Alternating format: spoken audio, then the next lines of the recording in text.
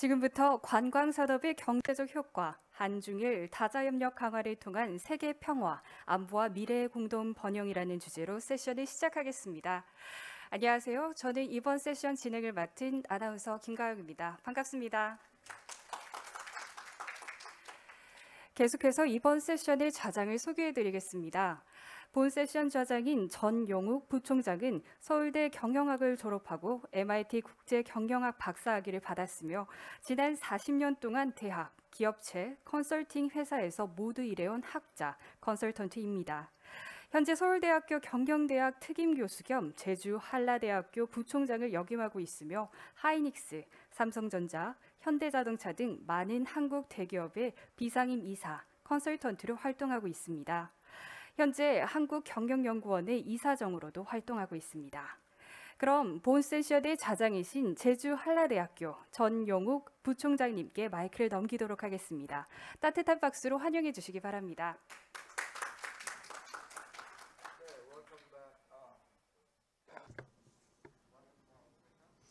오늘 세션에 참석해 주신 여러분 진심으로 환영합니다. 본 세션은 관광산업의 경제적 효과에 대한 세션인데요. 오늘의 세션은 상당히 중요하다고 생각합니다. 왜냐하면 관광산업은 사실상 우리 인류의 삶에 있어서 아주 두드러진 영향을 미치고 있습니다. 세 가지의 영향이 있는데요. 기여가 있는데요. 첫 번째는 하나의 힐링 산업이라고 할 수 있습니다. 우리 인류를 위한 힐링 산업인데요. 사실상 힐링이라는 건 상당히 중요하죠. 특히 코로나19 상황에서 더욱더 그렇습니다. 그래서 관광산업이 이제는 가장 중요한 산업 중 하나로 부상하고 있습니다. 어떤 사람을 위한 힐링을 주기 위해서 말입니다.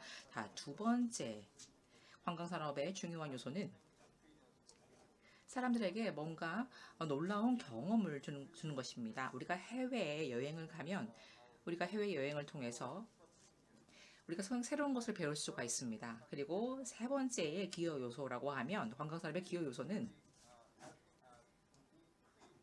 상당히 창의적인 산업이 될 수 있다는 것, 창의적인 사람이 되는데 창의적인 무엇인가를 하는데 상당히 도움이 되는 것입니다. 우리가 다른 지역의 다른 지리적인 곳을 방문을 하면서 사람들은 새로운 영감을 받고 상당히 창의적인 사람이 될 수가 있습니다.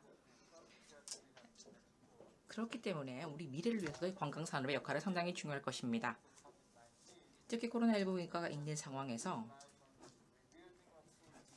관광산업을 재건하는 것은 이제 가장 중요한 우리 경제 회복에 있어서 가장 중요한 요소가 되었습니다. 특히 한국의 아시아의 한중일 이 3국은 이러한 차원에서 관광산업의 재건을 위해서 더욱더 협업을 강화해야 할 것입니다. 그래서 지금 그렇기 때문에 오늘 이 자리는 상당히 시적절하고 오늘 한중일 3국에서 아주 훌륭한 연사분들을 모셨습니다. 상당히 제가 운이 좋은 것 같습니다. 상당히 이렇게 좋은 자리에 함께하게 되어서 영광으로 생각합니다. 자, 오늘 좌장으로서 제 역할은 제가 전체적인 일정 시간에 맞춰서 진행을 하는 것인데요. 제가 이렇게 오프닝 말씀을 드리고 오늘 연사분들을 모셨는데요. 각각의 연사분들에게는 15분의 시간이 주어집니다. 그래서 오늘 4분의 연사분을 모셨습니다. 그래서 약 1시간 정도 진행이 될 것이고요.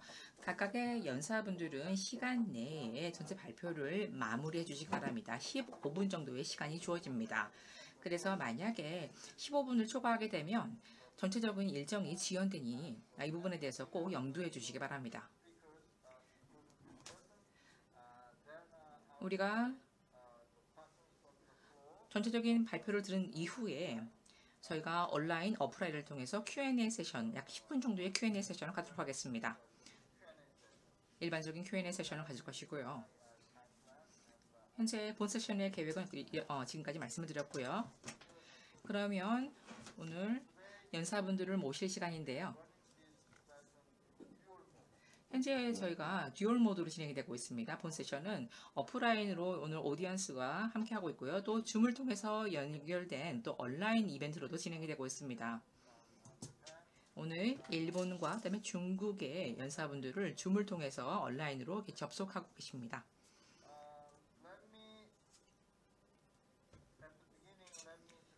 그러면 자, 오늘 연사분들을 한번 제가 소개하겠습니다. 오늘 발표자분과 세 분의 토론자분이 계신데요. 그러면 소개하도록 하겠습니다. 첫 번째 발표해 주실 연사분이십니다. 오늘 전체 세션에서 가장 큰 기여를 해주신 분일 것 같은데요. 제주 한라대학교 한주연 교수님이십니다. 한주연 교수님은 이 분야에서 저는 전문가라고 생각합니다. 그동안 상당히 많은 업적을 세우셨고요. 이 관광산업에 있어서 일자리 창출이나 아니면 연구에 있어서 상당히 많은 성과를 내주시고 계십니다. 그리고 네바다 대학교나 아니면 코넬 대학교나 아니면 다른 테네시 대학교에서도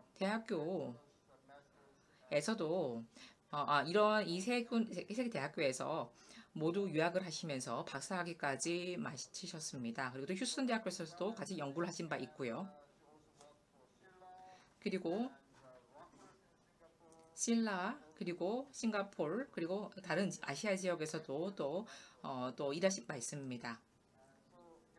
상당히 좋은 커리어 업적을 가지고 계십니다. 자, 한주연 교수님 시작해 주시기 바랍니다.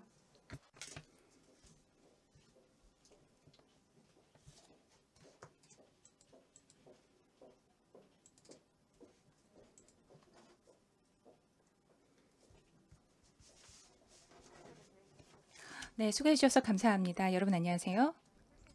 우선 저에게 이렇게 이 제주 포럼에서 발표를 할 수 있는 기회를 주셔서 대단히 감사합니다.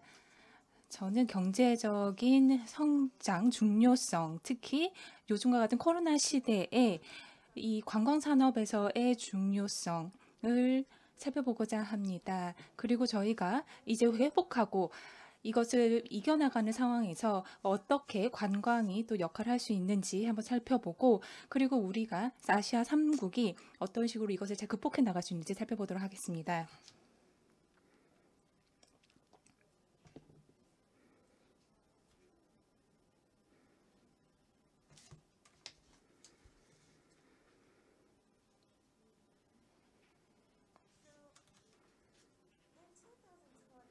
2020년 코로나로 인해서 우리가 경제가 굉장히 많은 영향을 받았습니다. 그리고 코로나의 영향력이 아직도 있죠. 그리고 관광산업은 팬데믹의 영향을 굉장히 많이 받은 영향 중에 하나입니다. 저희 연구소의 월드 투어리즘 리포트에 따르면 전 세계의 관광객의 숫자가 굉장히 코로나로 인해서 많이 감소한 것을 볼 수가 있습니다. 그리고 관광 관련된 위원회에서 보시면 10.4% GDP의 10.4%가 관광 산업에서부터 나오는데, 이것은 달러로 이렇게 보게 되면 9조 1,700억 달러 규모입니다. 1년 만에 인해서 관광산업이 GDP에 미치는 영향력이 5.5%로 하락하였습니다. 이것은 4조 6,971억 US 달러입니다. 관광산업으로 본다면 이것은 굉장히 노동 집약적인 산업이라고 할 수가 있습니다. 많은 사람들이 이 코로나로 인해서, 그리고 또 관광산업의 이 하락으로 인해서 굉장히 영향을 많이 받았습니다. 그리고 또 이로 인해서 6,160만의 일자리가 이 사람들이 일자리를 잃었고, 그리고 이곳에서 일을 하고 있던 거의 이제 한 10개 중에 8개의 직업이 이제 관광산업에서 일하고 있던 사람들이 영향을 받았다라고 할 수가 있습니다. 더욱더 안 좋은 것은 특히 SME, 소규모의 중소기업이라고 할 수가 있는데 가장 큰 영향을 받았다라고 할 수가 있습니다. 그러면 그 지역 간에 어떤 식으로 하고 있는지 성과를 한번 살펴보도록 하겠습니다. 2020년 기준입니다. 모든 영역상에서 전 세계를 보면 영향을 받지 않은 곳이 없는데요. 그 지금 북미 지역은 42%, 그리고 유럽과 같은 경우는 51%, 아프리카는 49%, 그 다음에 중동은 51%, 그리고 아시아는 56%입니다. 그리고 이것은 아시아 지역을 조금 더 상세하게 살펴보도록 하겠습니다. 그리고 북아시아 지역 53%, 그리고 가장 중요한 것은 동북아 지역, 특히 중국, 일본, 한국이 있는 지역은 59%가 하락하였습니다. 이것은 결국 우리가 동북아 지역이 굉장히 영향을 많이 받았다는 것을 잘 나타낸다고 할 수가 있습니다. 이 세 국가를 살펴보자면 중국, 일본, 한국을 보면 GDP의 기준으로 보았을 때 2019년은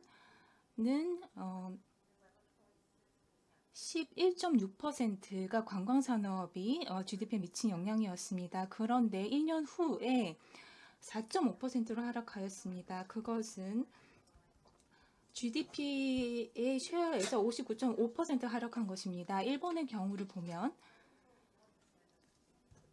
4.1%, GDP의 4.1%를 지금 했었는데 이것이 7.1에서 4.7로 하락하였고 한국은 4.4에서 2.4로 하락하였습니다. 1년 만에 있었던 일입니다. 이전에 말씀드렸던 것과 같이 코로나로 인해서 일자리가 굉장히 많이 또 이제 상실을 하였는데요.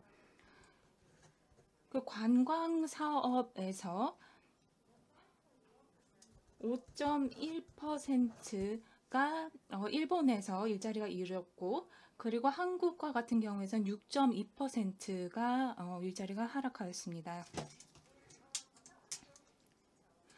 아주 상세하게 막 들어가지는 않겠지만 중국과 한국과 일본이 함께 협력을 해서 관광 산업을 번영하고 활성화시키는 것이 얼마나 중요한가에 대해서 말씀드리도록 하겠습니다.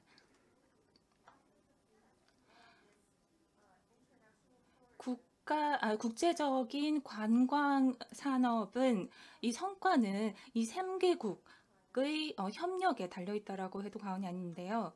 저희가 이해해야 될 것은 앞으로 다가올 추세들, 그리고 우리가 지금 직면하고 있는 이 코로나의 앞으로의 변화를 저희가 직면해야 될 필요가 있습니다. 중국과 일본, 한국이 여기서 저희 살펴봐야 되는데 여기서 보시면 한국과 일본, 중국이 가장 큰 역할들을 하고 있다는 것 차트를 통해서 보실 수가 있습니다. 그러면 저희가 직면하게 될 앞으로의 추세는 어떠할까요? 첫 번째는 관광산업이 굉장히 많은 변화가 있을 거라는 겁니다. 특히 이제 소비자의 행동에 있어서 좀 굉장히 많은 역할 변화가 있을 거라는 건데, 관광객들은 보다 더 친숙하고 예측 가능하고 믿을만하고 위험성이 낮은 지역으로 여행을 하고자 한다는 것입니다.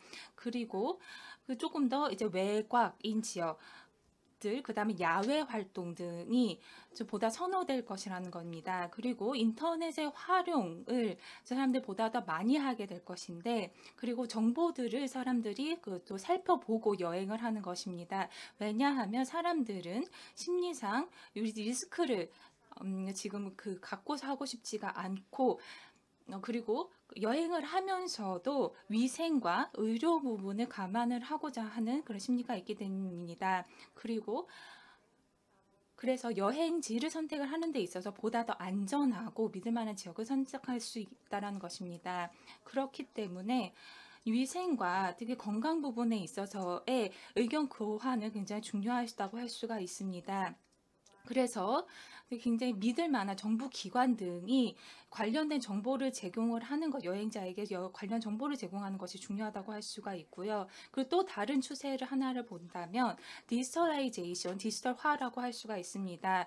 여행자들은 시간이 지날수록 온라인상에서 활용 가능한 이제 추천 등이 많이 의존을 하게 되는데, 특히 연령층이 젊을수록 그 온라인 속에서의 정보를 많이 활용을 해서 이것을 여행하는데 감안을 하는 경우가 있고요. 그리고 보다 더 테크놀로지들을 활용을 해서 정보를 또 탐색할 뿐만 아니라, 그리고 호텔들을 또 예약을 한다든지, 그리고 개인정보들을 이렇게 좀 넣어야 되는 그런 부분에 있어서 기술을 활용을 하게 됩니다. 그런데 또 이런 문제는 또 다른 문제로 야기할 수가 있는데, 또 사이버 상에서의 개인정보, 또 보안의 문제로 나타날 수도 있습니다. 그리고 그 지역마다 건강검진을 한다든지 아니면 입장을 하는 데 있어서 개인적인 또 건강상의 정보를 제공해야 되는 그런 부분들이 있고요. 그래서 이러한 같은 저희가 트렌드를 감안을 해야 될 필요가 있습니다. 앞으로도 향후 저희가 감안해야 될 것은 서스테이너빌리티, 지속 가능성입니다. 환경의 지속 가능성에 대한 인식이 계속 증가할 텐데, 그리고 공기의 질, 오염도, 그리고 야생동물 보호, 그리고 해양 보호와 같은 측면들이 갈수록 더 중요시 될 것입니다.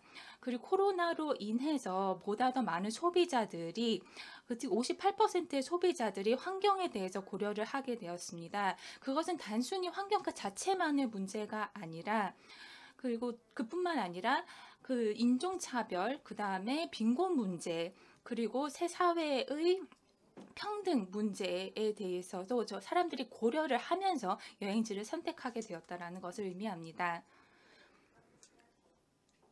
이와 같은 새로운 트렌드, 그리고 아니면 저희가 앞으로 직면하게 될 트렌드를 저희가 고려를 하게 되었어요. 이런 것을 감안을 하고 앞으로 우리가 그러면 관광산업을 어떤 식으로 또 개선을 해 나가야 될까 한번 나눠보도록 하겠습니다. 특히 한국과 중국과 일본을 기준으로 한번 살펴보도록 하겠습니다. 물론 우리 모두에게 관광산업 측면에서는 어려운 시기입니다. 그런데 이 한국, 중국, 일본에게는 우리 모두가 이 상황이 또 하나의 기회가 될 수도 있습니다. 우선 지금 2020년도 다음 달에 도쿄올림픽이 예정이 되어져 있고, 그리고 2022년 베이징 올림픽 등이 지금 예정이 되어져 있습니다. 이와 같은 올림픽의 기회들을 통해서 또 관광산업을 또 부스팅할 수 있는 역할을 할 수가 있을 거라고 생각을 합니다. 이와 같은 기회들, 향후 우리가 직면하게 될 기회를 어떻게 잘 활용을 하기 위해서는 불확실성을 최소화시켜야 됩니다. 그러기 위해서는 지역 간의 여행과 관련된 규제 사항들을 상호 이렇게 공유를 하고 또 이 부분에 대해서 협력하는 것이 중요하다라고 생각을 합니다. 그리고 대면 활동에 있어서, 그리고 이것이 사람들마다 어디를 갔는지 방문지에 대한 트레이싱을 하는 것을 표준화하는 것이 굉장히 중요하다라고 할 수가 있습니다. 그리고 건강과 안전과 관련된 표준을 저희 고도화할 필요가 있습니다. 그래서 우리 이 동북아 3국이 건강과 안전에 대한 문전에 대해서 굉장히 핵심적인 상황들을 고려를 해야 되는데, 그리고 특히 여행지에서 호텔과 특히 주요 관광 지점에 대해서의 정보를 공유하는 것이 중요합니다. 또한 건강과 안전과 관련된 모든 프로토콜을 표준화를 시켜야 될 필요가 있습니다. 이와 같은 규제와 이런 정책들을 표준화시켰을 때 여행객들이 보다 더 편안하게 이용할 수가 있을 것이고요. 그리고 또한 정확하고 시의적절한 정보를 또 공유하는 것이 중요하다라고 생각을 합니다. 그리고 많은 여행객들이 붐비지 않는 지역을 또 선호하고자 하는 경향들이 지금 생겨나고 있기 때문에 보다 더 2차적인 지역, 보다 더 덜 붐비는 외곽 지역도 고려를 해봐야 될 필요가 있습니다. 그리고 그 정부 차원에서도 이와 같은 지역의 마케팅을 또 홍보할 수 있도록 또 이거 지원을 해야 될 필요가 있습니다. 그리고 모든 사람들이 이 또 부분에 대해서 노력을 하고 있고 지금 집중을 하고 있는데 이 디지털라이제이션을, 그러니까 디지털화를 또 활성화함으로써 또 어떻게 활성화하는가가 모든 이제 동북아 3국에서의 중요한 부분인데요.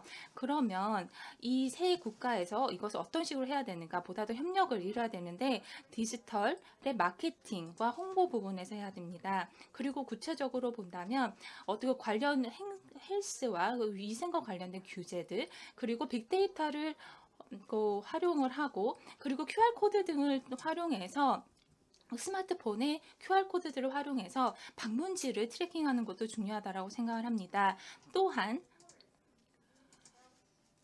우리 여행객들이 스스로가 만약에 여행을 하는 데 있어서 어떠한 건강 관련된 증상이 발생을 하였을 때 스스로 자가 보고를 할 수 있도록 하는 것이 중요합니다. 그리고 디지털 아이디 그리고 또 관련된 또 패스포트, 생체 정보를 담고 있는 패스포트를 또 만드는 것이 굉장히 중요합니다. 많은 사람들이 메타버스에 대해서 이제 메타버스라고 하면은 이제 벌추한 공간에서 가상 공간에서의 이제 가상 공간을 저희가 기반으로 하고 있는데 이것을 가상 공간을 활용을 하는 것도 굉장히 좋은 방법이라고 생각을 합니다. 그리고 불확실 제2차적인 도시들 좀 외곽이죠. 이와 같은 외곽 도시에서의 또 디지털 인프라를 또 강화하는 것도 굉장히 중요합니다. 그리고 또한 여행을 하는 데 있어서 특히 지급을 하는 이런 방식에 있어서 대면화를 최소화할 수 있는 방법을 강구하는 것도 중요합니다. 그리고 또한 지속 가능성을 저희가 또 늘 감안을 하고 여기에 대한 인식을 또 제고할 수 있도록 해야 됩니다. 그렇게 하기 위해서는 저희가 포괄적인 행동 방안을 저희가 구상을 하고 또 행동화할 수 있도록 해야 될 필요가 있고요.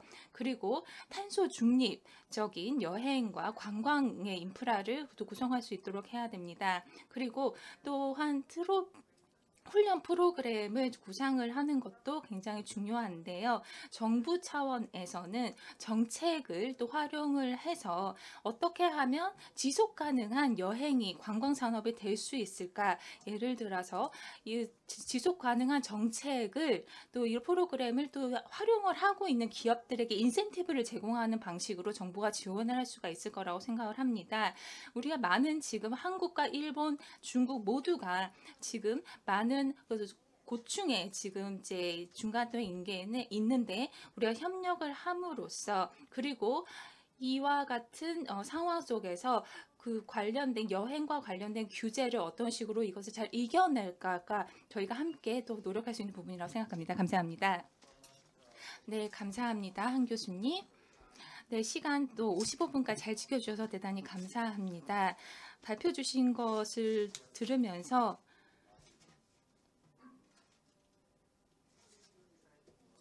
지금 굉장히 변화하고 있는 세상이 있다라는 것을 알 수가 있었고 그리고 디지털화와 그리고 지속 가능성 그리고 건강과 위생 부분 등이 우리가 현재 직면하고 있는 새로운 키워드구나라는 것을 확인할 수가 있었습니다. 그리고 이것을 또 관광산업에서 저희가 또 고려를 해야 된다라는 것을 또 느낄 수가 있었습니다. 두 번째 발표 연사님 모시도록 하겠습니다. 한국 분이신데요. 변동현 본부장님이십니다. 변동현 본부장님께서는 30년 정도의 관광 분야에서 근무를 하신 경향이 있습니다. 그리고 마일스 분야에서도 또 활용을 많이 하셔서 현장에 대한 이해와 실무 경험을 가지고 계시고요. 그리고 오길비원 마케팅 분야에서도 근무를 하셨고 현재는 서울관광재단에서 지금 본부장으로도 지금 재직하고 있으십니다.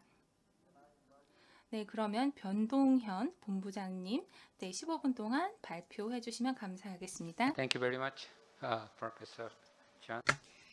네, 정 교수님 감사드립니다. 안녕하십니까? 저는 변동현입니다. 저는 서울관광재단 국제관광의 마이스 본부장님입니다. 오늘 이 자리에 서 계셔서 진심으로 영광으로 생각합니다. 이렇게 관광산업에 대해서 논의를 할 수 있게 되어서 기쁘게 생각합니다. 이 3개국의 상호협력을 통해서 우리가 관광산업의 미래 그리고 번영을 위해서 어떻게 노력할 수 있는지에 대해서 오늘 말씀을 나눠볼 것 같은데요. 앞으로는 사실상 주변국들과의 그리고 특히 주변국과 국내 단위의 어떠한 네트워킹을 강화하는 것이 관광산업에서는 가장 중요해질 것입니다. 그래서 단거리 산업이나 특히 한중일은 이러한 단거리 관광을 우리가 촉진하는 데 있어서 한중일은 우리가 떼어낼 수가 없을 것입니다. 오늘 여러분들께는 다자적인 관점에서 한중일이 어떻게 관광산업을 같이 발전을 도모할 수 있을지에 대해서 말씀을 드리겠습니다. 자, 관광지출 같은 경우에는 지금 한중일에서 차지하는 비중이 상당히 큰데요. 한중일의 인구 비중은 전 세계의 약 20%, 그리고 GDP 역시 20%를 차지하고 있습니다. 우리가 세 3국을 모두 합쳤을 때 동아시아에서의 경제 규모는 약 90%를 넘습니다. 인적 교류에 대해서 말씀을 드리겠습니다. 한중일 3국 간의 인적 교류는 이제 3천만 명을 넘어섰습니다. 2018년도 기준입니다.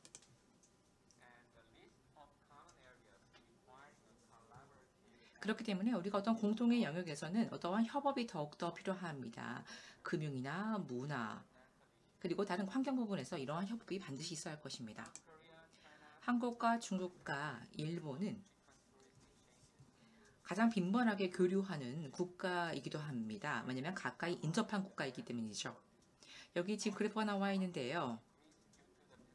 코로나19로 인해서 전체적인 그 인바운드 관광이 크게 하락했지만 여전히 3국 간의 이러한 관광산업의 연결성은 두텁다는 것을 알 수가 있습니다. 한 교수님께서 이미 말씀을 하셨죠. 우리가 모두 지금 알고 있겠지만 우리가 팬데믹으로 인해서 상당히 관광산업은 큰 타격을 받았습니다. 그리고 어떠한 위기의식도 크게 증가한 것을 그래프를 통해서 알 수가 있습니다. 그리고 많은 관광산업이 영구적으로 폐쇄된 곳도 있고요. 50% 이상의 한국에 있는 관광산업 관계에 한국 관광산업이 지금 특히 서울 같은 경우는 50% 이상이 큰 타격을 받았고 지금 현재 폐쇄가 될 위기에 있습니다. 자, 우리 국가만의 문제는 아닙니다. 한국만의 문제는 아닙니다. 우리는 이제 관광산업에서 새로운 뉴노멀 시대를 맞이하고 있습니다. 한중일은 이러한 부분에서 우리가 협업을 한다고 하면은 앞으로 좀 더 나은 방향으로 길을 개척할 수가 있습니다. 우리의 상호의 발전을 위해서 말입니다. 자, 그러한 관점에서 몇 가지 제안을 드리고 싶습니다. 자, 이 페이지는 제가 넘어가겠습니다.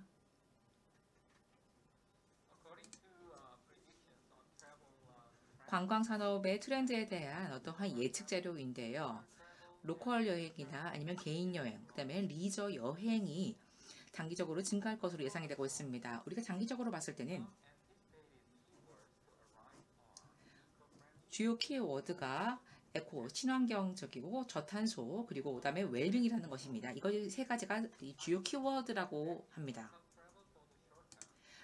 단기적으로는 이 지역 관광, 그리고 웰빙 관광을 우리가 장기적으로 우리가 염두에 둘 수가 있고요. 그리고 공유 경제가 또 있을 것입니다. 이러한 공유 경제를 우리가 한중일 3국 간에 우리가 하나의 원스톱 투어리즘, 원스톱 관광 코스로 우리가 연결할 수가 있을 것 같습니다. 첫 번째 제안은 한중일의 이러한 지역 관광을 한 가지로 연결할 수가 있을 것 같습니다. 각각의 작은 마을들이 있지 않습니까? 이런 팬데믹 이후로 이제는 우리가 단기적으로 여행할 수 있는 이런 여행 상품이 더욱더 곽광을 받고 있습니다. 자, 한 가지 사례는 한국 서울의 마포 만보입니다. 마포 지역을 로컬 여행으로 할 수 있는 상품인데요. 하나의 새로운 비즈니스 모델로 곽광을 받고 있습니다. 온라인 플랫폼을 이용하고 다양한 우리가 이쪽 마포 지역에서의 문화를 경험하고 또 체험을 할 수가 있습니다. 이러한 코스들이 서로 연결이 되는 것입니다. 이것이 이러한 관광산업 전문가들을 통해서 지역 주민들과 함께하기 때문에 이러한 체험 상품 관광 사업을 우리가 개발할 수가 있었습니다. 또 한국의 노원구, 서울의 노원구 지역인데요.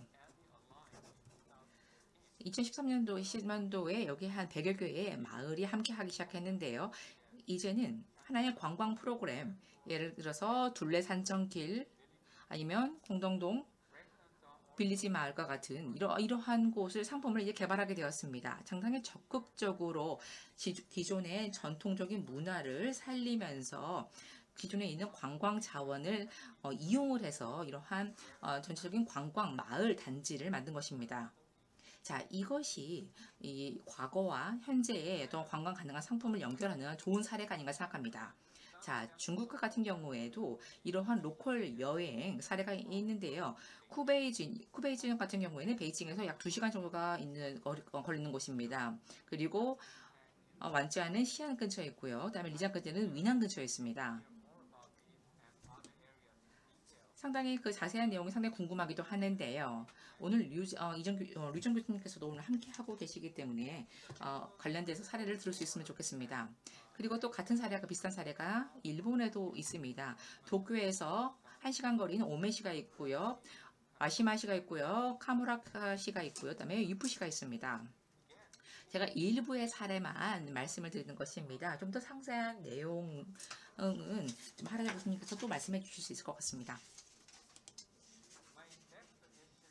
다음 제안은 웰빙 투어인데요. 웰빙 관광이라는 것이 사실상 코로나 이후로 곽광을 받기 시작한 어떠한 새로운 상품 유형입니다. 사실상 웰빙 관광, 웰빙 투어 같은 경우에는 이러한 메디컬 투어와 함께 사실상 수십여 년 전부터 시작을 하였습니다.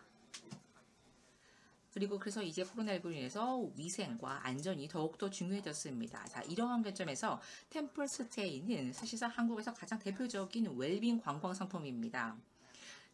템플스테이 같은 경우에는 한국의 불교와 결합해서 상당히 그 유구한 역사를 자랑하는 한국의 불교와 결합해서 좋은 관광 상품이 되었습니다. 사람들이 뭔가 어떤 일상에서 벗어나서 휴식을 취할 수 있는 어떠한 코스를 개발한 것인데요. 어떤 문화상품과 결부가 되어서 한국 전체에 약 141개의 이러한 그 사찰에서 이러한 템플스테이 프로그램을 제공을 하고 있습니다. 하나의 문화상품으로서 지금 OECD에서 아주 훌륭한 문화상품으로 선정이 된 바 있습니다. 사실 그리고 우리가 관광상품을 개발할 때 반드시 어떠한 천연 자원만이 국한되는 것이 아닙니다. 자, 인천에 있는 호텔 파라다이스인데요. 이 호텔 같은 경우에는 어떠한 유럽형의 사우나를 도입한 곳입니다. 이탈리아에 있는 산마르크에 있는 사우나를 모티브로 해서 만들었는데요. 약 3만 제곱미터의 어떤 광범위한 어떤 넓게 어떤 사우나를 만들었습니다. 중국에도 전통적인 그리고 현대적인 관광 상품들이 많이 있는데요. 하난 지역이나 아니면 알리나 아니면 칭다오의 랄루 호텔 같은 경우에는 이 자연 시설을 같이 이용해서 만든 아주 훌륭한 호텔입니다. 그리고 와더프 아스토리아 같은 것도 베이징에 있는데요. 중국의 전통적인 미를 살려서 또 현대적인 어떠한 요소를 결합한 아주 훌륭한 곳입니다. 그리고 일본 역시 마찬가지로 하노카 마치가 있고요. 그다음에 고나시 마치가 있고요. 그다음에 오키나와 근처에 마와네 웰니스 리조트가 있습니다. 호텔 미카주케도 있고요. 상당히 많은 여기 이곳에서의 웰빙 상품은 상당히 인기가 많습니다. 그래서 한중일에 이렇게 훌륭한 웰빙 상품이 있는데요. 하지만 이것은 빙산의 일각이라고 생각합니다. 자, 이러한 다양성은 우리가 끝이 없을 것입니다. 자, 이러한 웰빙 상품을 제가 앞에서 말씀을 드렸지만 서로 연결할 수 있는 마을 빌리지 프로그램으로 우리가 연결할 수가 있습니다. 상호 서비스를 연결할 수 있는 방식으로 우리가 그룹핑을 할 수가 있을 것입니다. 자, 세 번째 제안은 공유 경제 서비스를 우리가 확장하자는 것입니다. 서울과 같은 경우에는 여기 공유 경제, 특히 따르릉이라는 자전거 공유 프로그램이 있습니다. 지금 수많은 자전거가 이미 보급이 됐고 이러한 자전거가 적극적으로 시민들에 의해서 이제 사용이 되고 있음에 서울 인구의 약 30%가 지금 이 서비스를 적극적으로 이용하고 있습니다. 이쪽에서 수입은 약 3,300만 달러 정도가 됩니다. 그래서 어떠한 모델을 공유하는 경제 서비스의 공유 경제 서비스의 한 중요한 모델이 되지 않을까 생각합니다. 그리고 또 우버와 비슷한 중국의 디디 추싱이라는 서비스가 있는데요. 시아오주라는 역시 공유 서비스를 제공하고 있습니다. 사람들에게 필요한 숙박시설, 에어비앤비와 비슷한 숙박시설을 또 제공을 하고 있습니다. 자, 일본에는 스페이스 마켓이라는 공간 공유 앱이 있습니다. 기존에 있는 시설을 활용하는 것인데요. 기존에 사용하지 않는 시설을 활용하자는 것입니다. 예를 들어서 주차장 어떠한 공유 서비스가 있고요. 그 다음에 집이나 아니면 아파트, 사무실 공유 서비스도 있습니다. 아키파 지역에서 사용되지 않는 곳을 적극적으로 활용하자는 것인데요. 이러한 사업도 이러한 모델도 관광산업의 아주 중요한 부분이 될 수 있을 것 같습니다. 한중일 간의 어떤 협업을 강화하는 데도 마찬가지로 또 활용이 될 거 있을 것 같습니다. 그리고 마지막으로 협의체를 구성하는 것을 제안합니다. 우리가 공통의 이슈가 있다고 하면 우리가 기회와 어떠한 난제를 해결하기 위해서 이러한 협의체를 우리가 활용할 수가 있을 것입니다. 각각의 한중일 3국의 관광산업을 담당하고 있는 이런 장관님께서 직접 같이 협의체를 구성을 해서 관광산업 간의 교류를 증진하고 그다음에 경제적인 어떠한 혜택을 우리가 추구할 수가 있을 것입니다. 그리고 노하우를 공유하면서 상호 역량을 또 강화할 수가 있을 것입니다. 또 정책 교류 역시 마찬가지로 가능할 것입니다. 자, 관광산업의 중요한 것은 이제는 위생과 안정성과 친환경성입니다. 저탄소 역시 가장 중요해졌고요. 이런 협의체를 통해서 한중일 협의체를 통해서 앞서 말씀을 드렸지만 우리가 이러한 협의체를 통해서 어떠한 리스크에 대응하면서 새로운 상품을 우리가 개발을 하고 또 관광산업을 장려할 수가 있을 것입니다. 이것은 관광산업 그 자체에 도움이 될 것입니다. 그리고 또 디지털화를 추구함으로써 새로운 플랫폼, 새로운 비즈니스 모델, 그리고 새로운 파트너십이 이제 무엇보다도 중요해졌습니다. 우리가 함께 한다고 하면 우리가 함께 그린 투어를, 그린 관광 상품을, 그린 관광 컨텐츠를 개발할 수가 있습니다. 100% 가상으로 비대면으로 우리가 상품을 개발할 수 있을 것입니다. 그래서 좀 더 많은 사람들을 이러한 가상, 언어플라인 관광 상품으로 우리가 유도할 수가 있을 것입니다. 물론 친환경적인 어떠한 자연을 활용한 상품을 개발하는 것이 그래서 친환경적인 상품을 개발하는 건 중요할 텐데요. 자, 이를 위해서는 뭔가 시각적인 어떻게 우리가 자연보호에 이러한 관광객들이 기여를 하고 있는지를 보여주는 것이 정말 필요할 것 같습니다. 하나의 대시보드, 에코 대시보드라는 형태로 말입니다. 여기 화면에 나와 있지만 이것을 협의체를 통해서 우리가 개발을 할 수가 있을 것입니다. 관광은 정치적으로, 경제적으로, 사회적으로 우리한테 많은 영향을 미치는 섹터가 되었습니다. 그리고 이제는 이러한 어려움을, 코로나로 인한 어려움을 겪으면서 새로운 길을 모색하고 있습니다. 하지만 정치적인 문제로 인해서 관광산업은 여러 난제를 안고 있기도 하는데요. 자, 관광산업은 한 국가뿐만 아니라 전체 국제 커뮤니티에도 영향을 준다는 점을 우리가 반드시 상기할 필요가 있습니다. 그렇기 때문에 한국과 중국과 일본 이 3국에서 모두 자, 이렇게 같이 공동으로 번영하기 위해서는 반드시 관광산업에 대한 우리가 집중이 필요하다는 점을 마지막으로 말씀을 드립니다. 감사합니다. 감사합니다. 변동현 본부장님, 이 현장 전문가이십니다. 그래서 아주 실용적이고 실질적으로 어떠한 것이 필요한지를 제안을 주신 것 같습니다. 지식과 인사이트를 어떻게 3중일 3국 간에 공유를 해야 되는지, 앞으로 더 발전시킬 수 있을지에 대해서 구체적인 제안을 해주셨습니다. 로컬 여행, 이러한 3중일 3국 간의 로컬 여행을 연결하고, 그리고 웰빙 프로그램을 장기적으로 연결하는 것, 장단기적인 제안을 주셨고요. 아주 실질적으로 도움이 되고 실용적이고 유용한 제안이라고 생각합니다. 진심으로 감사드립니다. 이제는 to the discussion overseas, and so I want you to invite the President Harada.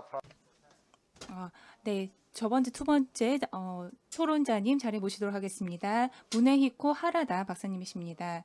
하라다 박사님께서는 먼저 15분간 지금 발표를 하실 텐데요. 하라다 박사님께서는 일본에서 관광산업과 관련해서 전문가이십니다. 그리고 굉장히 실무적인 역량이 많으시고요. 현재 오사카에서 지금 활동을 하시면서 와세다 대학에서 스포츠과학부 교수로 또 재직을 하고 계시고요. 그리고 또 많이 또 이 부분에 관련된 또 전문적인 이야기를 많이 해주실 수 있는 신문 전문가이십니다. 또한 그리고 일본 스포츠 관광 연맹의 회장님이시고요. 또한 아시아 전역에서도 또 스포츠와 관광 분야에서 많은 또 활동을 하고 계신 분이십니다. 네, 혹시 준비가 되셨나요? 줌으로 만나보도록 하겠습니다.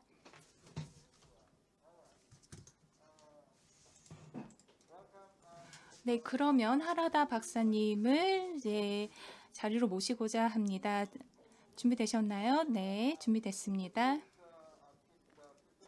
그러면 네, 시간 제약이 있어서 15분 동안으로 이제 말씀해 주시면 대단히 감사하겠습니다. 네. 네, 그러면 네, 좀 효율적으로 하도록 노력하도록 하겠습니다. 네, 소개 감사드립니다. 저의 슬라이드 잘 보이시나요? 네, 잘 보입니다. 네, 좋네요. 그러면 도쿄 올림픽에 대해서 먼저 설명을 드리고자 합니다. 이제 곧 다가오는데요. 이것을 해야 되나, 개최가 되기는 하나, 해야 되는지 안 해야 되는지에 대해서도 많은 의구심이 있는 상황입니다. 하지만 네, 도쿄 올림픽은 이제 열리는 개최를 하는 것으로 지금 방향성이 잡혀가 있고요. 그리고 50% 이상의 일본인 사람들은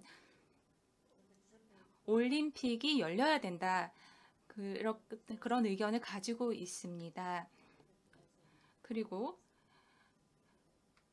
그래서 많은 지금 이와 같은 이제 인식이 좀 자리가 잡혀져 있는 상황입니다. 네, 코로나가 어떤 영향을 미쳤는지에 대해서는 이제 앞서서 말씀을 해주셨는데, 일본에서도 많은 영향을 미치고 있습니다. 그리고 코로나로 인해서 저희 사회적인 거리두기 또 지금 진행이 되어져 있고, 지역적인 다양한 지역에서 폐쇄를 한다든지 학교에서나 다양한 사회적인 근본적인 사회 활동, 그리고 일상생활 자체에서도 굉장히 많은 타격을 받고 있습니다.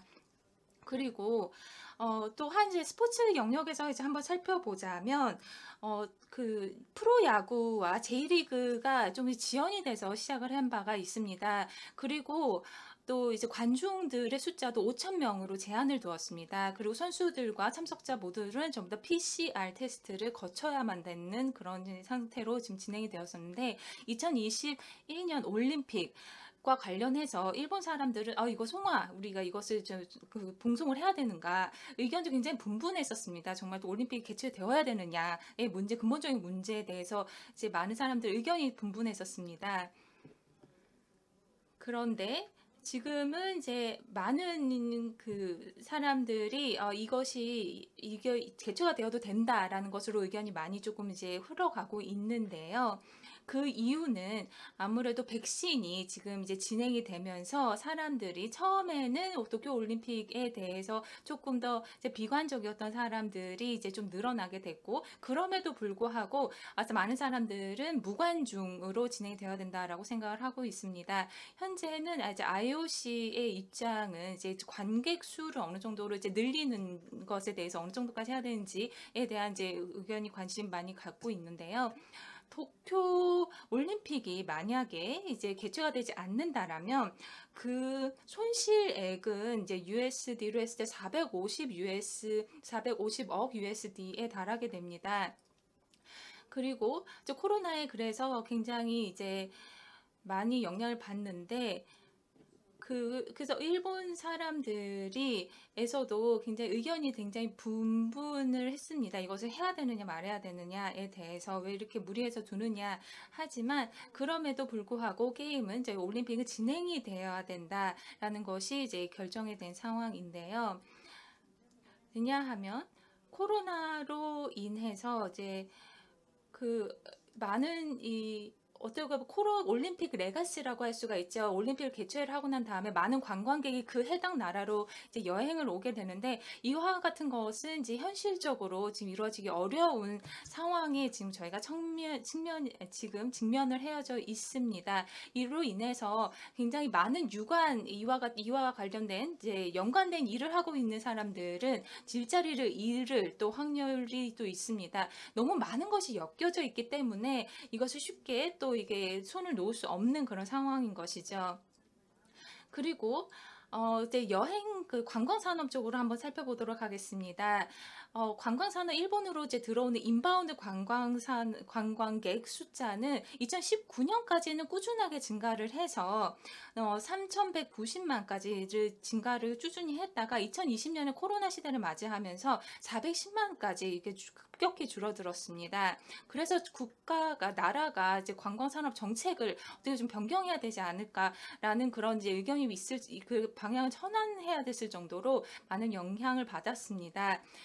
그리고 꾸준히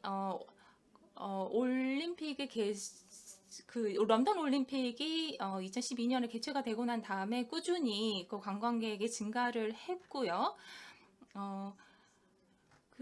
꾸준히 이제 숫자가 증가를 했었습니다. 2019년까지.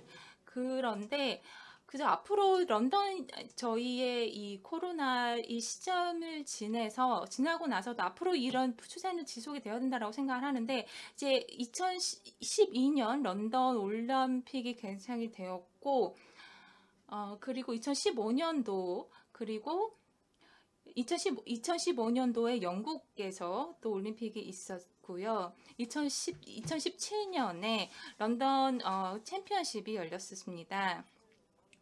이와 같은 스포츠 행사들이 많은 또 관광객의 수요를 또 이끌었는데, 그뿐만 아니라 또 영국과 같은 경우에서는 이런 스포츠 행사를 또 개최를 함으로써 사람들의 인식을 또 제고하는 그런 효과를 또 이끌어낼 수가 있었습니다.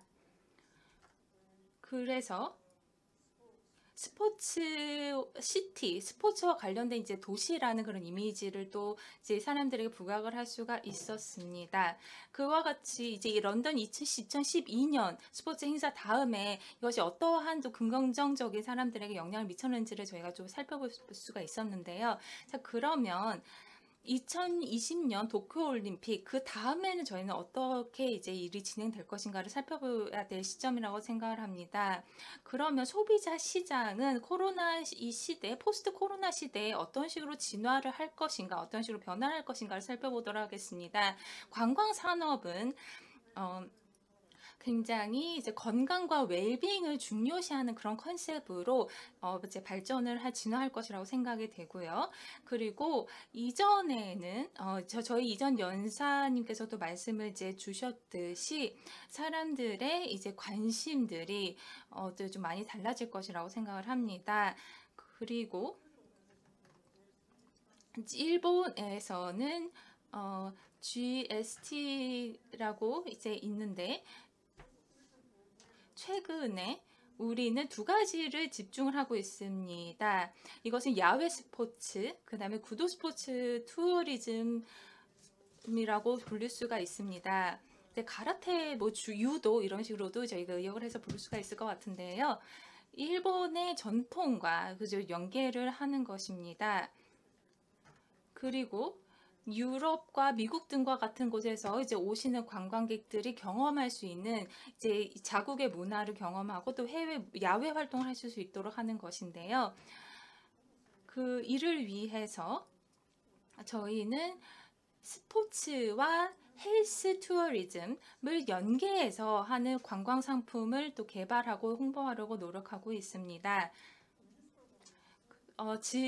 지방자치제는 이와 같은 이제 행위들, 이제 스포츠와 그 건강 투어리즘을 결합하는 이런 형태의 컨텐츠를 개발을 많이 하고 있고요. 그러면 만약에 이제 어느 정도의 이제 그 기준에 국가에서 지정한 어느 기준에 이제 도달을 하게 되면 이와 같은 이런 마크를 획득을 하게 됩니다. 그리고 또 국가에서도 이제 지자체를 또 이게 지원을 해서 또 스포츠 커미션 이제 또 협의체, 그 스포츠 협의체를 또 구성을 해서 또 하는 것을 또 이제 도모를 하고 있는데 또 이를 통해서 또 다양한 활동들이 또 이제 다양하게 진행이 될 수 있도록 이제 지원을 하고 있고요. 그리고 보조금도 좀 지원을 하고 있습니다. 10년 전에는 스포츠와 관련된 협의체는 없었습니다. 그런데 지금은 150개의 협의체가 지금 구성이 되어져 있어서 스포츠와 관련된 다양한 이제 컨텐츠를 다루고 있습니다. 그러면 국가적인 역할입니다. 이제 어떠한 대응책을 갖고 있는지, 특히 이제 경제적 회복을 위해서 어떻게 하고 있는지 알아보도록 하겠습니다. 일본 정부와 같은 경우 현재 지금 월케이션, 열심히 일하고 또 휴양도 즐기는 이 월크케이션에 지금 집중을 하고 있습니다. 그래서 스포츠와 그 다음에 헬스 관광, 그리고 어떻게 국가 국립공원 같은 것을 어떤 식으로 잘 활용을 할 수 있는지를 이를 통해서 관광 산업을 다시 이것을 재건할 수 있는 쪽으로 방향을 맞추고 있고요. 그리고 또한 자연적인 문화를 또 즐길 수 있는 방향으로 지금 방향을 많이 이제 전환을 하겠습니다. 그리고 많은 사람들이 이제 그 일을 또 하면서 또 이런 특정한 이제 지방에 또 이제 가서 자연 환경을 또 누리고 일도 할 수 있는 그런 이제 방식으로 양쪽을 병행할 수 있는 방향으로 이게 집중을 하고 있습니다. 그리고 그 굉장히 큰 대규모의 스포츠 행사의 중요성, 그리고 이것의 이제 임팩트에 대해서 한번 이야기를 해봐야 될 필요가 있습니다. 2026년에는요, 제20회 아시아 게임이 일본에서 개최가 될 예정입니다. 이것은 나고야 시티에서 개최가 될 것인데요. 그리고 이것은 2024년에 또 저희가 또 굉장히 협의체를 만들어서 이것을 아시아 게임을 어떤 식으로 하면 이것을 촉매제로 활용을 해서 또 이것을 또 그 다양한 SDG의 목적과 이것을 어떻게 하면 연계할 수 있는지에 대해서 저희가 같이 고민을 하고 있습니다. 저희는 UN SDG죠. 지속 가능성 목표인데 이것에 특히 이 중에서 4가지 목표와 저희는 연계를 하고 있습니다. 이것은 저희는 스포츠 행사에 있어서 이것을 연계하는 것이 굉장히 중요하다고 생각을 하는데, 그리고 그 11가지 다양한 지자체에서도 이것을 도입을 하고 있습니다. 자, 현재 아시아 게임에 있어서 아시아 게임은 굉장히 그 분명한 명확한 이제 골을 가지고 있습니다. 그리고 이 분명한 목적과 이것을 저희가 연계를 하려고 하는데, 이것은 또 여기에서 토요타의 또 그 관계자분들이 또 여기에 저희가 혁신성과 지속 가능성에 있어서 어떻게 하면 기술적인 부분도 저희가 연결할 수 있는지 또 토요타와 협력하는 부분이 있습니다. 그리고 또 뿐만 아니라 온라인 또 스포츠 활동도 지금 하려고 저 하고 있는데 아식스가 한 가지 사례가 될 수가 있습니다. 이것은 릴레이로 진행이 되는 이제 그 온라인 행사인데요.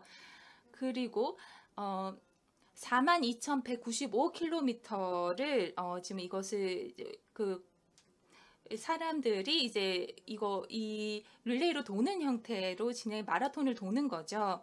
그리고 이것은 이 행사에 참석한 사람들은 이제 굉장히 놀라운 숫자인데요. 13,602팀이 참석을 하였습니다. 그리고 참석한 국가는 9개 국가에서 사람들이 총 참석한 사람들은 56,007명의 사람들이 이 행사에 참석을 하였습니다. 그리고 이 벌추얼 마라톤 행사는 27,000 이제 시간을 총 합치면 이만큼 시간이고요. 그리고 이제 이 지구를 6바퀴나 돌 수 있는 그만큼의 길이입니다. 위와 같은 이제 온라인으로 가상으로 진행이 되고 있는 이 행사 등을 통해서 이제 온라인으로 사람들은 참석을 할 수가 있습니다. 그리고 이와 같은 행사가 코로나 이후의 시대에서도 굉장히 인기를 계속 끌었으면 좋겠다라는 것이 저희의 바람이고요. 네, 제가 시간 내에 제 모든 걸 잘 전달했을 수 있기를 바랍니다. 네, 하라타 박사님, 시간 잘 해서 주셔서 감사합니다. 네, 스포츠 투어리즘 연맹의 회장님으로서 스포츠 투어리즘의 스포츠 관광의 중요성에 대해서 말씀을 해주셨습니다. 그리고 어떠한 식으로 우리가 앞으로 나아가는 또 삶 속에서 스포츠와 투어리즘을 연계하는 방향의 중요성에 대해서도 말씀을 해주셨고요. 그리고 도쿄올림픽의 성공적인 개최를 또 기원하는 마음이고요. 그리고 또 다가오는 아시아올림픽, 나고야에서 개최되는 아시아올림픽도 저희가 잘 되기를 기원합니다. 제가 야구에서 1년 정도도 거기서 연수하신 적이 있는데, 그래서 굉장히 마음이 가는 지역입니다. 그리고 여기서 아까 이제 그 UN SDG 목표와 연계를 한다라고 했는데 잘 되면 하는 간절한 바람이 있습니다. 네, 감사합니다. 네.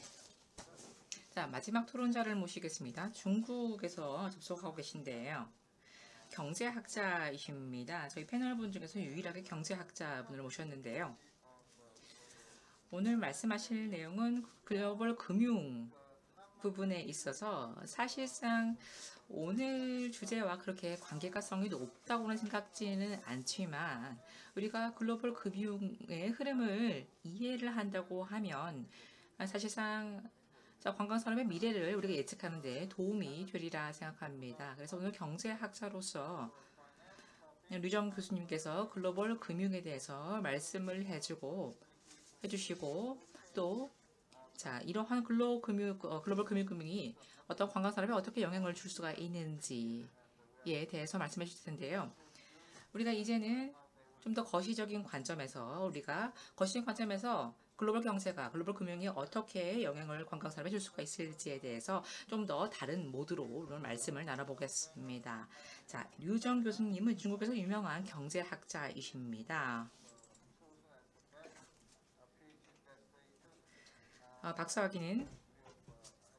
박사학위를 받으셨고요.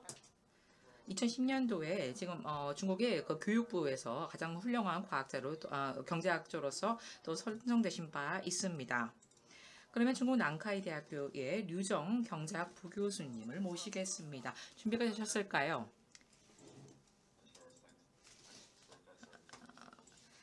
전용국 저장님 감사드립니다. 지금 슬라이드가 보이시죠? 예, 15분 내에 발표를 마무리해 주시기 바랍니다. 전체적으로 지금 화면이 잘 보이시죠?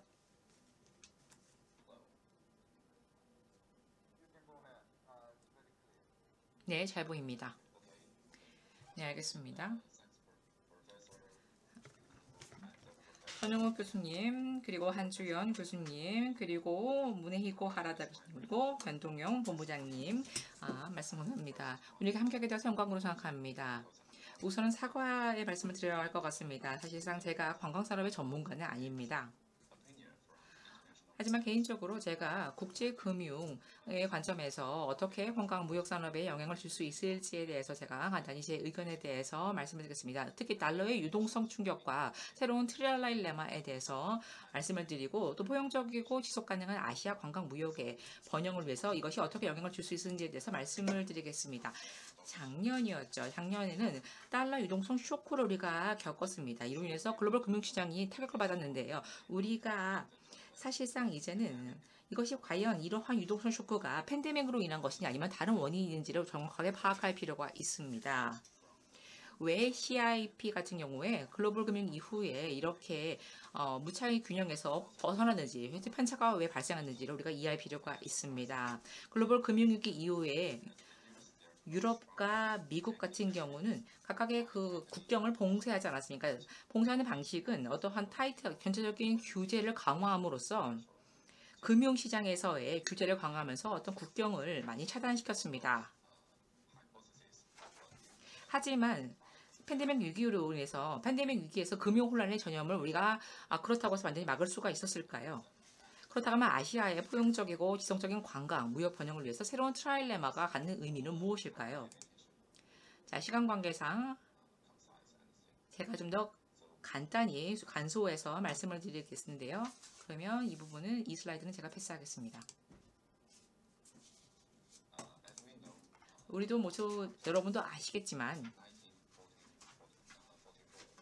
1944년 이후로 전 세계는 하나의 달러 중심의 경제 시스템을 구축하였습니다. 달러 중심의 국제 질서를 수립한 것인데요. 여기 지금 사진이 나와 있습니다. 그래픽이 나와 있는데요. 1968년도 그리고 1985년도를 우리가 비교하는 그림입니다. 그리고 2001년도와 2017년도 IMF 자료인데요. 우리가 청구와 이런 결제 시스템에서 그 미국 달러화가 지배적인 것을 알 수가 있습니다. 대부분의 대부분의 이런 국가들이 지금 녹색으로 과거에 표시가 되어 있는데요. 그 녹색이 진하게 표시가 된 것 같은 경우는 좀 더 많은 달러화를 이용해서 결제를 하는 것입니다. 자, 2017년도 같은 경우에는 대부분의 아시아 국가가 지금 US 달러로 미 달러화로 지금 결제를 하는 것을 우리가 알 수가 있습니다. 자, 이것은 그렇게 좋지가 않은 상황이라고 저는 생각하는데요. 자, 한국과 중국 같은 경우에 최근에 사실상 최대의 교육 파트너는 더 이상 미국이 아닙니다. 하지만 미달러에 대한 의존도가 너무나 크다는 것이 문제입니다. 자, 이를 우리가 그렇기 때문에 사실상 우리가 새로운 트라일레마에 직면하게 되고 있는데요. 자, 여기 지금 하나의 차트를 보여드리겠습니다. 자, 달러 유동성 긴축으로 인해서 팬데믹으로 인해서 전체적인 달러 유동성 긴축이라는 그 충격이 있었고 그로 인해서 글로벌 시장이 어떻게 타격을 받았는지를 보여주고 있습니다. 자, 2020년 3월 지금 파트를 보시면요. 이거 확대해서 지금 우측에 나와 있는데요. 그 CIP 스프레드를 보여주겠습니다. CIP라는 것은 경제에서 우리가 많이 활용되는 지표입니다. 자, 100년 전에 개발이 되어서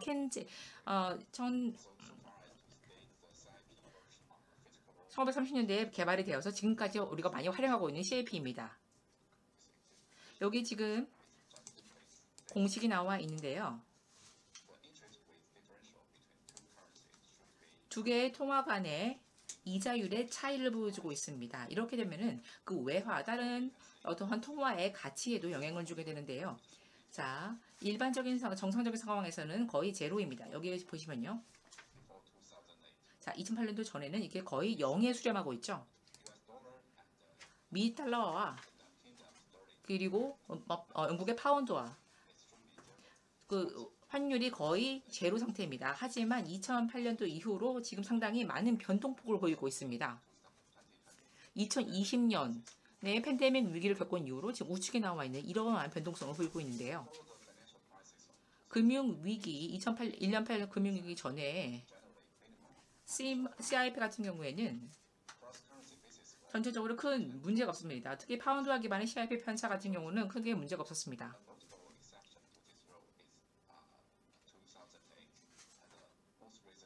하지만 최근 2008년부터 최근까지는 이렇게 큰 변동폭을 보이고 있는데 0에서부터 많이 벗어난 것을 알 수가 있습니다. 편차가 커진 것을 알 수가 있죠.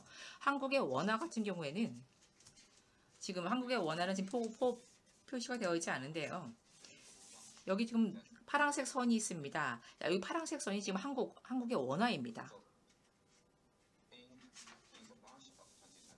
2020년 3월에 한국의 원화 가치가 크게 변동한 것을 FX 스왑 디퍼런셜 같은 경우도 약 300 베이시스 포인트까지 하락했습니다. 거의 평상시에는 제로인데 거의 마이너스 300까지 베이시스 포인트가 하락한 것이었습니다.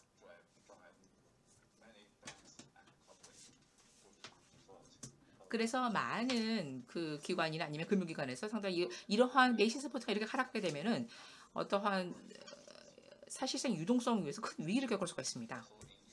파산할 수도 있고요. 그러면 달러와 파운드와 그리고 US 달러 대비 그 다음에 제페니스 엔 그 비교한 그래프가 지금 나와 있는데요. 2020년도 3월에 US 달러의 미 달러화가 사실상 2008년도처럼 큰 타격을 전체적으로 미 달러화에서 촉발된 유동성의 긴축 유동성 위기 문제가 전체적인 그 외환 시장에 큰 타격을 주었는데요. 여기 베이시스 포인트 같은 경우에는 거의 0에서 150포인트까지 크게 증가하였습니다. 한국 같은 경우는 약 50 이상까지 증가하였고요.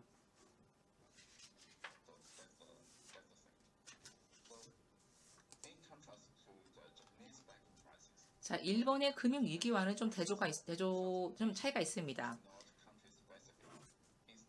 2008년도의 금융 위기는 어떤 특정 국가 위기에서 발생한 것이 아니었습니다. 하지만 미 달러화로 촉발된 어떤 위기는 전염성이 크다는 것을 우리가 이해할 수가 있습니다. 신흥시장 같은 신흥경제국 같은 거 아니면 이런 선진국 유로 지역 같은 경우도 전체적인 베이시스 퍼센트 큰 타격을 받은 것을 알 수가 있습니다. 영국의 파운드와 역시 마찬가지였고요. 그래서 이러한 유동성으로 인해서 미 달러와 유동성 문제로 인해서 우리가 사실상 국제 금융 시장에서는 새로운 펀딩 소스를 찾아야 한다는 것을 느끼게 되었습니다. 연준은 스왑 네트워크에서 9개의 중앙은행을 새롭게 추가하였습니다. 이는 이러한 중앙은행에 2018년 3월 말까지 어떠한 유동성을 공급하기 위한 어떠한 대책이 일환이었는데요. 연준과 다른 중앙은행이 하지만 이렇게 재정 상태에 있어서 많은 제어력을 상실했기 때문에 전체적인 절제력을 상실했기 때문에 사실상 이러한 상황을 우리가 제어하는 데는 한계가 있었습니다. 그래서 2008년도에 금융위기를 우리가 극복하는 데서 많은 어려움을 겪은 바 있습니다.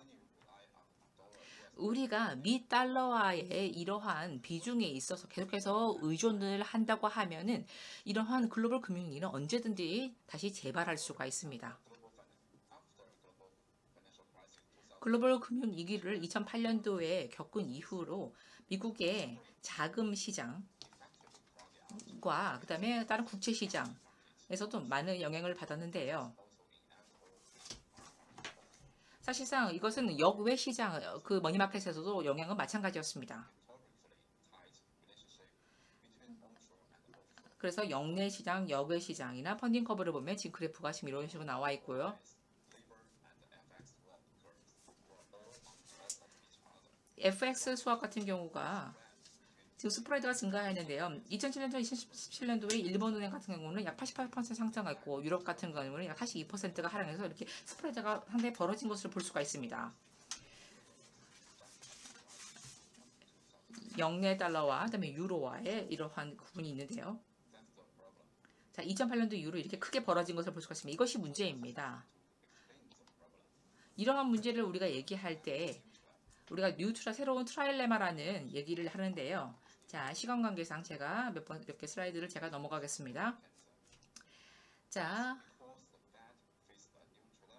연준은 이제 새로운 트라일라마에 직면하고 있습니다. 이제 글로벌 금융시장이 이러한 위기를 어떤 주기적으로 겪고 있는 상황인데요. 새로운 트라일레마는 세 가지의 정책 목표가 있습니다. 하나는 미국의 통화 정책 목표인데요. 이것은 바람직한 인플레이션 율을 바람직한 수준으로 유지하는 것입니다. 지금 연준에서 인플레이션 비중을 낮추게 노력하고 있죠. 그리고 또 다른 것은 글로벌 중앙은행의 기능입니다.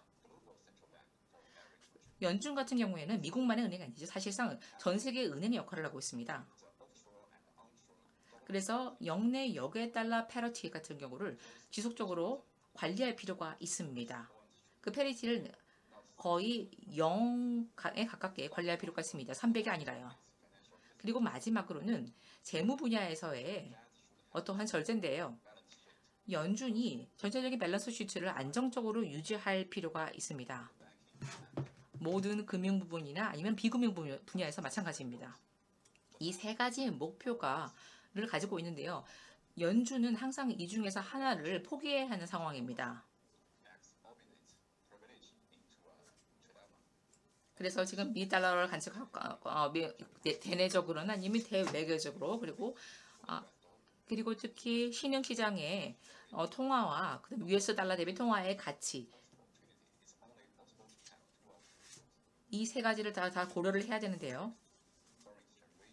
자, 여기에 연준이 어떻게 정책을 수립하냐에 따라서 사실상 전체적인 외환시장은 영향을 받을 수밖에 없습니다.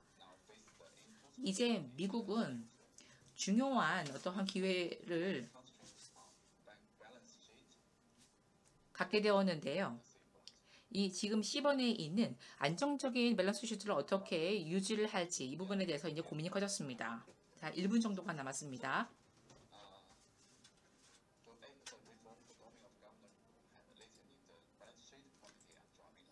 그래서 밸런스 시트가 지금 상당히 지금 영내 역외적으로 그다음에 그 달러와의 페리티를 가장 0에 가깝게 수렴하게 관리하는 것이 중요하다고 말씀을 드렸고요.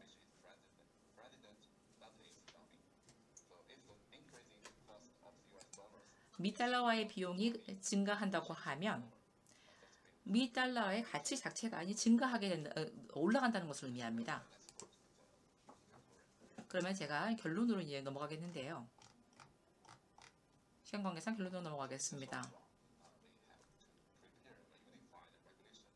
그렇기 때문에 시장에 있어서 어떠한 규제를 우리가 통합화할 필요가 있습니다. 재정 건전성을 포함해서 거시 건전성에 기반해서 어떠한 규제를 통합할 필요가 있습니다. 은행에서 비은행 그리고 NFC를 포괄하는 규제가 필요합니다. 그리고 FX 스왑에서 이제는 밸런스 시트를 안정적으로 유지하는 방향으로 우리가 이제 전환할 필요가 있습니다. 장기적으로 봤을 때 이것은 단기적인 관점이고요. 장기적인 관점에서 봤을 때는 통화의 피라미드를 이제 다시 바꿀 필요가 있습니다. 구조를 바꿀 필요가 있습니다. 국제 통화 시스템을 좀 더 포괄적이고 지속 가능한 어떤 무역 번영을 위한 통화 시스템을 구축할 필요가 있습니다. 일본이나 한국이나 중국 이제는 통화 자체가 일본의 엔화나 아니면 중국의 위안화나 한국의 원화를 좀 더 적극적으로 활용하는 방향으로 나아갈 필요가 있다고 생각합니다. 유럽 같은 경우도 마찬가지고요. 자, 이렇게 하게 되면 아시아 지역에서의 영내 교역이 크게 증가하고 생산성도 우리가 크게 향상시킬 수가 있습니다. 그렇다고 하면 이러한 방식으로 인해서 우리가 주기적으로 발생하는 글로벌 금융 위기도 우리가 방지하고 대처할 수가 있을 것입니다. 그렇기 때문에 한중일 3국이 이러한 관점에서 좀 더 협업을 강화할 필요가 있습니다. 좀 더 지속가고 안정적인 적절한 어떠한 지역 영내 결제 시스템을 도입하는 데 있어서 우리 협업을 강화할 필요가 있습니다. 감사합니다. 감사합니다.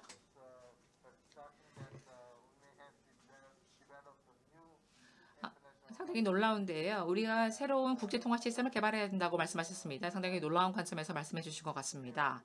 새로운 통화 피라미드를 우리가 구축할 필요가 있다라고 말씀하셨는데요.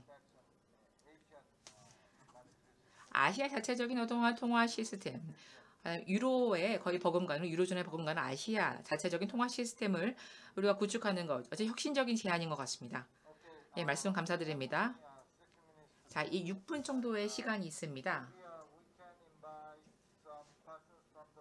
그러면 질문을 받고 패널 분들에게 질문이 있다고 하면 질문을 해주시기 바랍니다. 자, 5분 정도 내에 저희가 Q&A 세션을 갖도록 하겠습니다. 자, 질문이 있으신 분은 말씀해 주시기 바랍니다. 아니면 온라인으로 들어온 질문을 저희가 또 확인해 보겠습니다. Anyone? 네, 혹시 질문 있으신가요? 저희 또 연사님들 발표해 주신 분들 네, 해주세요. 네, 타 박사님. 네, 고맙습니다.